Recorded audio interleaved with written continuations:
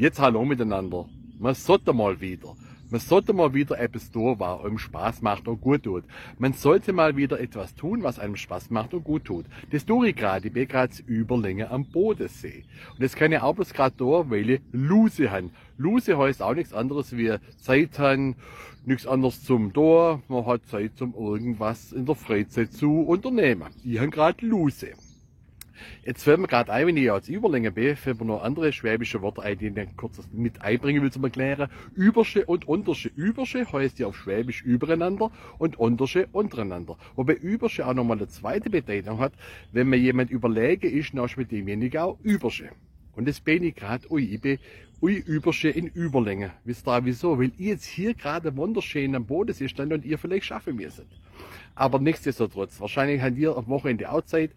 Da gehen ihr da an der Bodensee runter und dann sind ihr mir überschön, dann sind ihr mir überlegen. Also liebe Leute, macht's gut, bis zum nächsten Mal, tschüssle und ade.